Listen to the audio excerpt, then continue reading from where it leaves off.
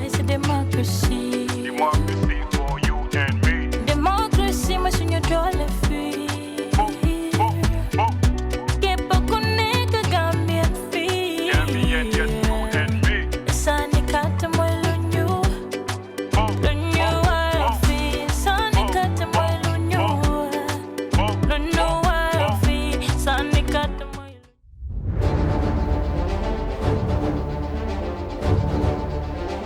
At our level, National Council for Civic Education, we've been doing this in portions of our mandate to educate.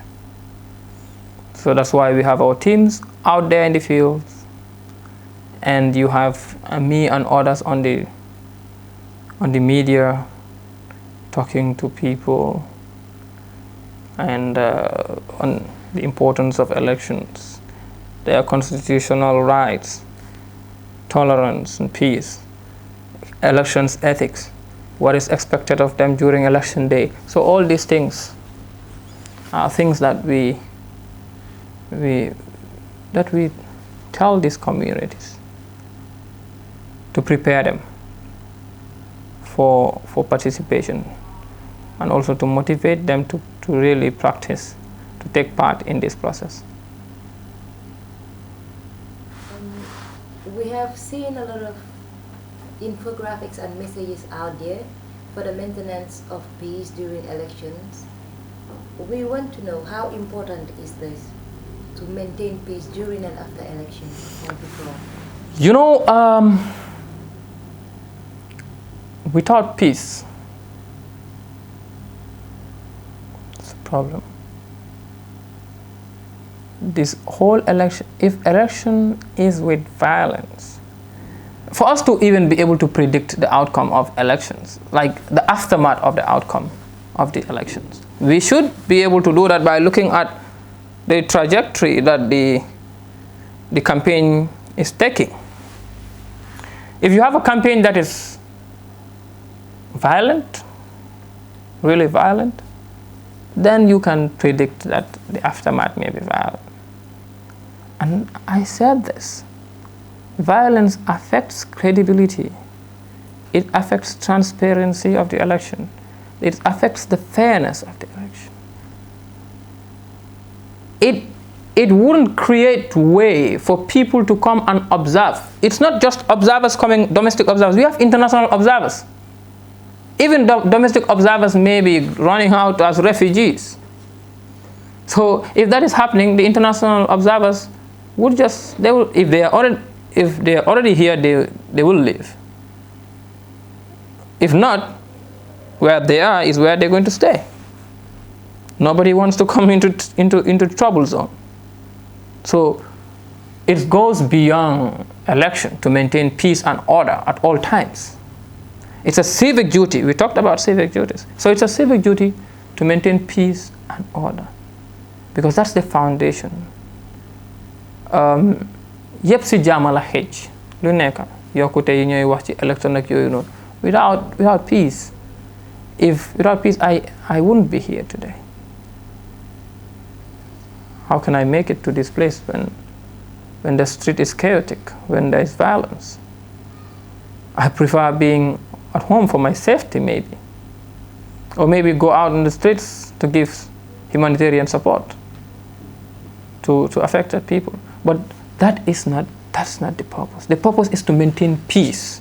Election itself is a way of maintaining peace. You know why? Because if we have to choose someone without going through the process of election, that is going to bring conflicts. Who is to be chosen? Like you have 3-5 people saying, I want to be there, and then we say, all right, we will take one of them and we will not do election. That's the recipe for violence.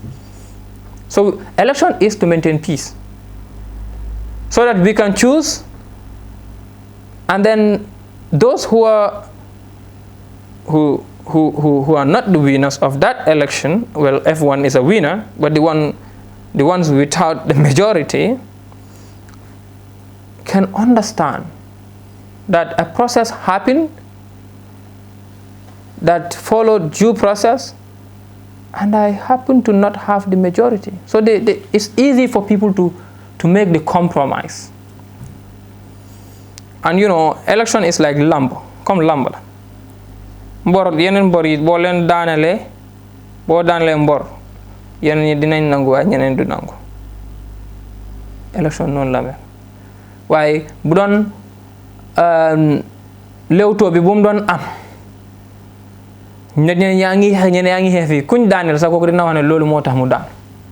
So if there is violence in the election, in the campaign period going up or election day and stuff, so after the outcome, even if the outcome comes in a way, you have people, it's likely that people may not agree to the outcome. So peace is important for the observers to come, for IEC staff to go out to their respective stations, polling stations, election be also for people to come out and vote peacefully. So jàmm ak dal bi ak tey bi dafa am solo lool ci election waaye du ci election rek nit yi moom fu ñu nekk rek dañ war a jaxal jàmm foofu noonu musiba su ñëwee loolu ñëpp la dee laal bu la laalu directly xamal ne dina la laal indirectly problème bi nekk di xew ci àdduna bi tey mu ngi ñoo affect you since when there is a disruption in the global food in the global supply chain, it's going to affect us. When the global supply chain is affected, supplies to the Gambia will be affected. You know, hiking price, fuel. So that's what fitna lola de muna def. And ku koy commencé, the one starting it, mom xamut fu moy am. If you're starting it, you don't know where it's going to stop. So it's best to avoid conflicts altogether, but to avoid words, to avoid utterances that can incite problems, that can incite violence.